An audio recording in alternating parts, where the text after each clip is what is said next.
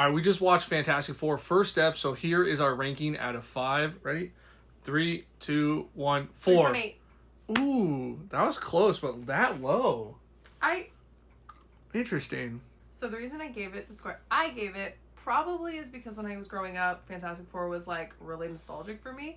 And I absolutely grew up loving them. So I think everything was really good. They represented the characters way more comic book accurate, but I bet you that nostalgia is also getting in my head. The other thing is kind of what Marvel movies fall into, is they're not as good as standalone movies. Like, they're possible good standalone movies, but like you have to have the tidbits from other movies and like what's coming next to make it into its whole puzzle. So then when you watch it, you're like, I'm missing something, and it gets answered, and I know it's gonna get answered, but just in that moment, I'm like, I want it now.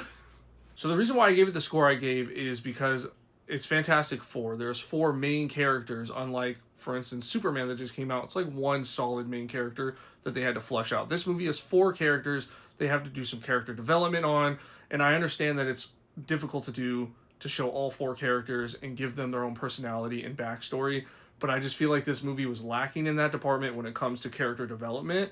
And if you're not a fan of Fantastic Four, or you just don't know about the comics in general, I feel like you still will be lost in a lot of this film, if that makes any sense. Also, you gave Fantastic Four a 4. My absolute favorite part of this movie was actually just Galactus himself. He was an absolute showstopper for me. Every single scene that he was in, you felt his presence. That's pretty much all I have to say about that. It's just so good. Also with Shia LaBeouf, I really enjoyed her character. He definitely came from like this cold exterior to like kind of seeing a little bit more of her story. So I was really glad that they brought her in the way that they did, and seeing her character development. Actually, I think she's probably one of the most developed characters that we see in the movie. I also just want to point out that I do think this movie is very comic book accurate to the characters and the whole team Fantastic Four. Absolutely loved that aspect to it, and the whole 60s vibe, which is something that she absolutely loved about it. The 60s vibe, they nailed it. It brings you back to a time that you're kind of like, whoa, that feels retro. I genuinely left this theater believing that they were a family. And I think that's what this movie really needed to embody. And I think they did it really well, because Fantastic Four is Marvel's first family.